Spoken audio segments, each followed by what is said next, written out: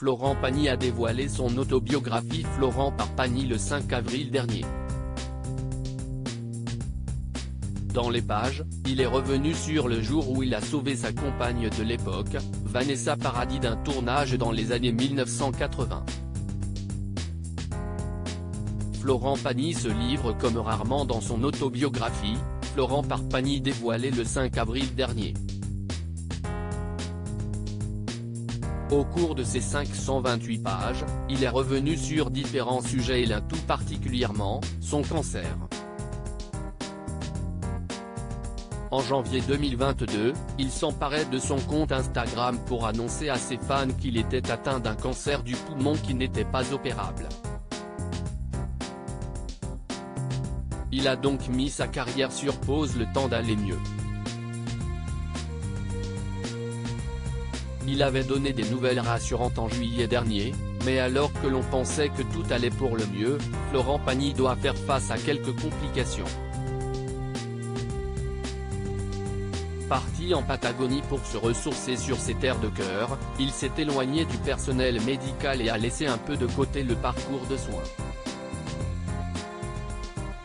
Dimanche 5 mars 2023, il était présent sur le plateau de 7 à 8 et avait fait savoir qu'il faisait face à une possible récidive de son cancer.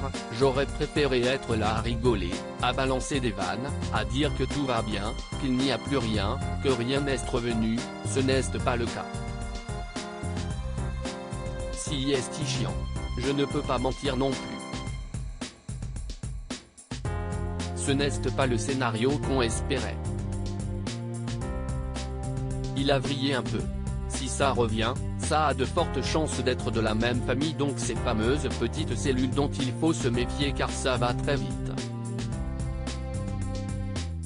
Mon premier traitement a plutôt bien marché, s'il faut le reprendre, je le reprendrai. Mais si je pouvais éviter et continuer à revivre comme avant, ce serait mieux. Après, tu peux chanter sous chimio, expliquait-il à Audrey Crespo-Mara.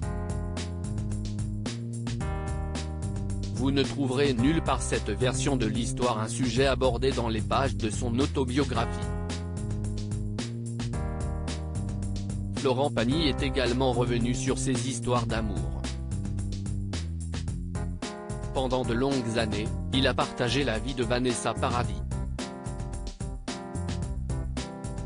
Il se souvient du jour où il l'a sauvée d'un tournage, celui de Noces Blanches en 1980, je reste sur place un jour ou deux, heureux pour elle de voir que l'ambiance est excellente, commence-t-il à raconter.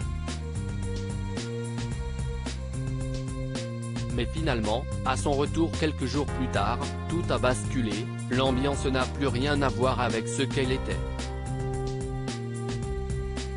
On dirait que ce n'est pas le même film, pas le même tournage.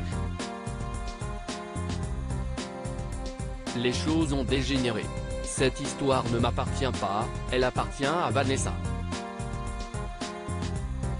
Je ne peux donc qu'évoquer mon sentiment et non tous les faits.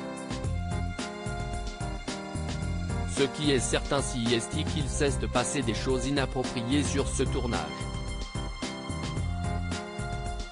À tel point que je l'ai fait arrêter. Lorsque je suis arrivé ce jour-là, je n'ai pu m'empêcher de monter dans les tours pour protéger ma fiancée. Sans porter préjudice à Vanessa, qui n'a jamais souhaité en parler, je crois que je peux raconter mon face-à-face avec Jean-Claude Brissot au matin, après une nuit à écouter Vanessa me raconter ce qu'elle vivait. Les deux hommes s'écharpent vivement et commence alors une lutte de mecs qui veulent le dessus, et les insultes commencent à fuser. Florent Pagny lui lance alors, « Écoute, tu es juste une ordure, alors tu vas arrêter ton putain de film, voilà ce qui va se passer. » Je rentre à Paris avec Vanessa. Stop à la maltraitance.